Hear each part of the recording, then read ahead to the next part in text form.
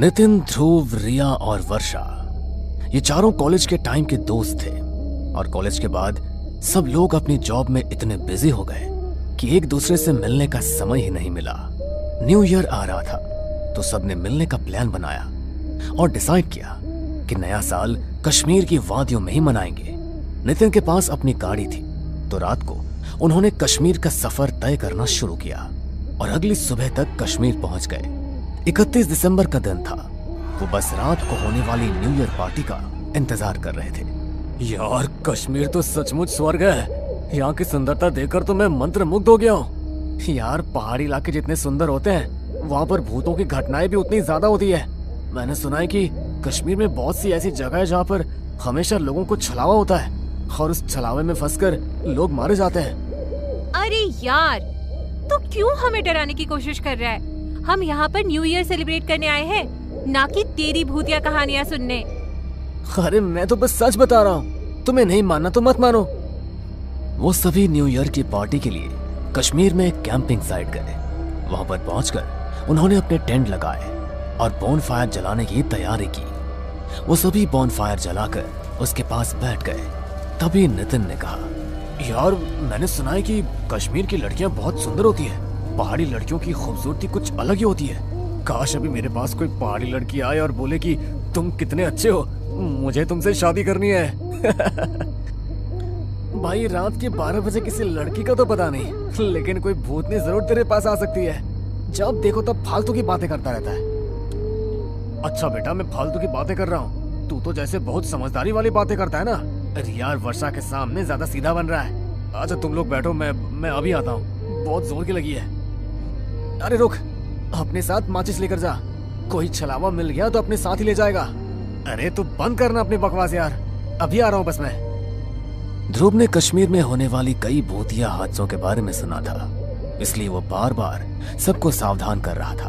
लेकिन नितिन ने उसकी बात नहीं सुनी और बिना माचिस को अपने पास रखे झाड़ियों के बीच चला गया। वो जैसे ही वहां से वापस आने लगा तभी उसे वहां पर एक लड़की के रोने की आवाज सुनाई दी।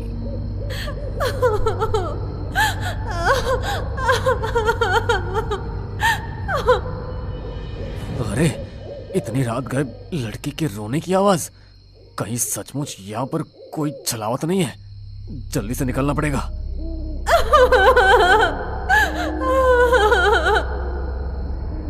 नितिन जैसे ही वहां से जाने लगा तो उसे फिर से लड़की की रोने की आवाज सुनाई दी तो वो वहीं पर रुक गया।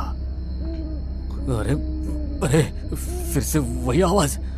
लगता है सच में कोई मुसीबत में है।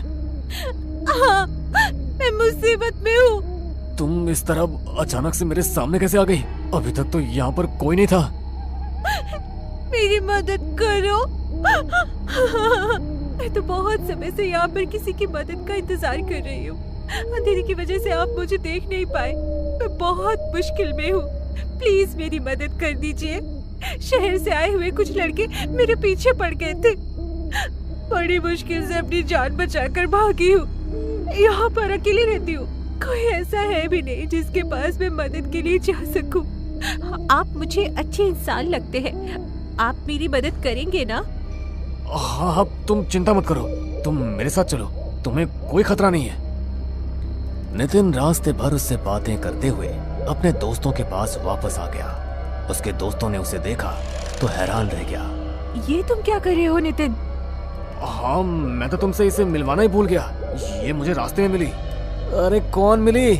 कोई भी तो नहीं है यहाँ पर। क्या? नितिन ने मुड़कर दूसरी तरफ देखा तो वहां पर कोई भी नहीं था।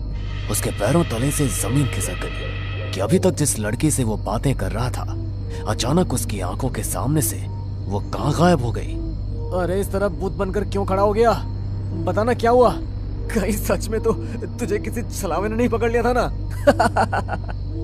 इस बार ध्रुव की बात सुनकर नितिन सच में डर गया और उसके कानों में दबी हुई आवाज पड़ी जो उसी लड़के की थी।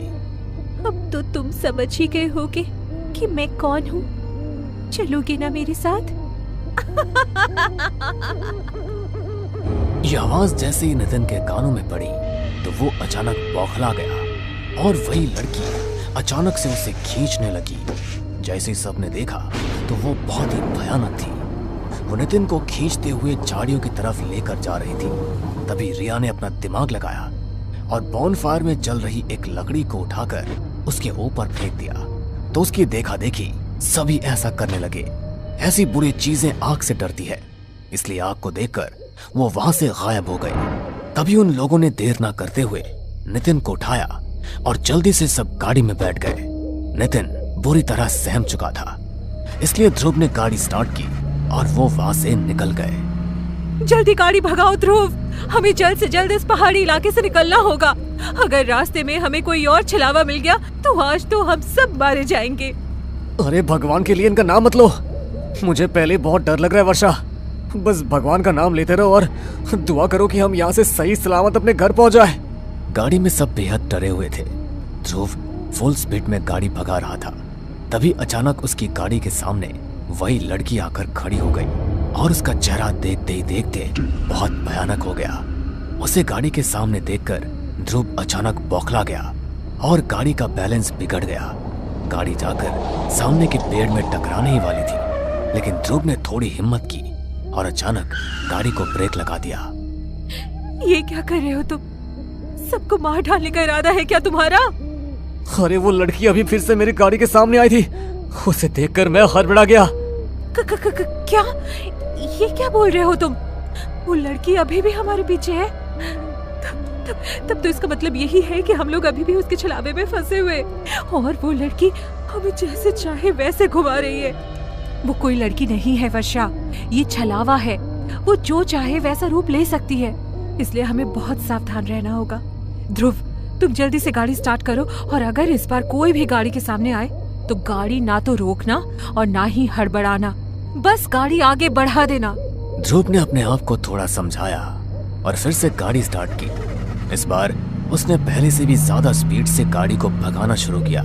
तभी अचानक से रिया की नजर गाड़ी के रियर मिरर पर पड़ी तो उसके होश उड़ गए, क्योंकि नितिन की आंखें पूरी तरह लाल हो चुकी थी और वो बड़े भयानक तरीके से हंसता हुआ रियर मिरर से उसी की तरफ देख रहा था। उसे देखकर रिया अचानक से चिल्लाई और उसके चिल्लाते ही नितिन उस पर झपट पड़ा। बचाओ, कोई बचाओ मुझे। वर्षा ने जल्दी से अपना हाथ में पहना हुआ रुद्राक्ष का ब्रेसलेट नितिन के माथे पर लगा दिया। तभी नितिन बुरी तरह तड़पता हुआ रिया से दूर हो गया और वो तीनों देर ना करते हुए गाड़ी से निकलकर वहां से भाग गए। हमें कुछ भी करके जल्दी से जल्दी यहाँ से निकलना होगा। अब तो नितिन भी उसकी चपेट में आ गया और अगर उसने हमें ढूंढ लिया तो वो हमें मार डालेगा। तुम्हारे हाथ का रुद्राक्ष का ब्रेसलेट कहाँ गया वर्षा? ओह माय गॉड, लगता है मेरा रुद्राक्ष वाला ब्रेसलेट गाड़ी में ही गिर गया। Oh no. वर्षा ने जैसे ही ऐसा बोला वैसे ही पीछे के एक पेड़ पर बैठे नितिन ने पीछे से उस पर हमला कर दिया और उसे घसीटता हुआ जंगल के अंदर ले जाने लगा। बचाओ, प्लीज बचाओ, ये मुझे मार डालेगा। रिया, क्या तुम्हारे पास कोई धार्मिक चीज है जिससे हम वर्षा को बचा सके?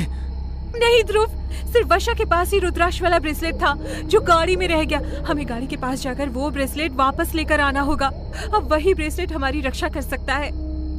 अरे लेकिन हम अगर वापस गए और नितिन ने हमें पकड़ लिया तो हम क्या करेंगे?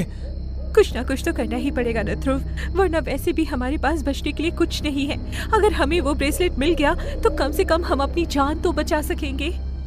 दोनों ने हिम्मत की और भगवान का नाम लेते हुए गाड़ी की तरफ वापस जाने लगे। थोड़ी देर बाद वो दोनों गाड़ी के पास पहुंच भी गए। तभी रिया बोली, तुम यही रुको ध्रुव, मैं गाड़ी से रुद्राक्ष वाला ब्रेसलेट लेकर आती हूँ। रिया जैसे ही ब्रेसलेट लेने के लिए गाड़ी का दरवाजा खोलकर गाड़ी के अंदर गई, वैसे ही गाड़ी अचानक शुरू हो गई। रिया ने देखा तो नितिन गाड़ी चला रहा था और उसका पूरा चेहरा किसी प्रेत की तरह भयानक हो गया था। वो जोर जोर से हंसते हुए रियर मिरर से रिया को देख रहा था। तुझे क्या लगा कि तू बच जाएगी? लेकिन ऐसा नहीं होगा। अपने दोस्तों की तरह तुझे भी मैं अपने चपेट में ले ही लूंगा। यह रिया गाड़ी में ब्रेसलेट ढूंढते हुए मदद के लिए चिल्ला ही रही थी और वहां ध्रुव किसी न किसी तरह रिया को उस छलावे के चंगुल से बचाना चाहता था।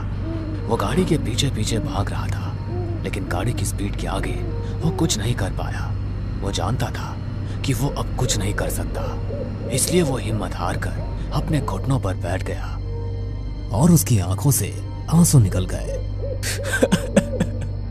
हमारी मदद करो ऊपर वाले, इस छलावे ने हमें बुरी तरह अपने चंगुल में ले लिया है। हमें इसके चंगुल से निकाल और हमारी रक्षा कर। ध्रुव ने जैसे ही भगवान से यह प्रार्थना की, वैसे उसे अपने पीछे से कुछ आवाज सुनाई थी। उसने पीछे मुड़कर देखा तो नागा साधुओं की एक टोली वहां से गुजर रही थी। वो जल्दी से उनके पैरों में जाकर गिर गया। मेरी मदद कीजिए बाबा, छलावे ने मेरे 3 दोस्तों को अपने कब्जे में ले लिया है। मुझे उनकी जान बचानी है, मेरी मदद कीजिए। तुम चिंता मत करो बेटा, हमसे जितना बन पाएगा हम करेंगे। नागा साधुओं की टोली ने अपने हाथ में भभूति ली और कुछ मंत्र पढ़ते हुए रास्ते पर भभूति को दे मारा। तभी एक सीधी लकीर खींचती हुई बहुत आगे तक गई। हमें इस रास्ते पर आगे बढ़ना होगा। ध्रुव जल्दी जल्दी नागा साधुओं के साथ उस रास्ते पर बढ़ने लगा तो देखा उसकी गाड़ी एक जगह पर आकर रुक गई है। नागा साधु ने फिर से भभूति को अभिमंत्रित करके गाड़ी पर छिड़क दिया तो एक काला धुआं गाड़ी से निकलकर जंगल के अंदर जाकर समा गया। उन्होंने गाड़ी का गेट खोला और नितिन और रिया पर भी भभूति छिड़की और उन तीनों को अपने साथ अपने आश्रम ले गए। आपका बहुत बहुत धन्यवाद बाबा, आपकी वजह से आज हम तीनों सुरक्षित हैं। लेकिन हमारी एक दोस्त वर्षा अभी भी लापता है, हमें उसे ढूंढना होगा। मैं जानता हूँ बेटा कि तुम्हारी एक और दोस्त लापता है, लेकिन मुझे बड़े खेद के साथ कहना पड़ रहा है कि वो अब जिंदा नहीं है। छलावे ने उसे अपनी चपेट में लेकर खत्म कर दिया। तुम उसके लिए दुआ करना कि भगवान उसकी आत्मा को मुक्ति दे। नागा साधु की बात सुनकर उन तीनों की आंखों में आंसू आ गए, क्योंकि उन्होंने अपनी एक बहुत अच्छी दोस्त को खो दिया था। नागा साधु ने दिन के समय ही उन्हें वहां से रवाना कर दिया। वो अपने घर तक सही सलामत पहुंच गए, लेकिन अपनी दोस्त को खोने का मलाल हमेशा के लिए उन सब के दिल में रह गया। उन्होंने वर्षा की मुक्ति के लिए हवन कराए ताकि उसकी आत्मा को छलावे से मुक्ति मिल सके, लेकिन उनके मन में हमेशा यही बात रही कि अगर वे थोड़ी और कोशिश करते तो शायद वर्षा को बचा पाते, या वो लोग कभी नया साल मनाने के लिए कश्मीर गए ही ना होते। वैसे तो कश्मीर लोगों के लिए स्वर्ग है, लेकिन उन लोगों के लिए नर्क बनकर रह गया और वो लोग फिर कभी अपनी जिंदगी में कश्मीर नहीं गए। कश्मीर की वो बुरी यादें हमेशा के लिए उनके दिलों में समा गई।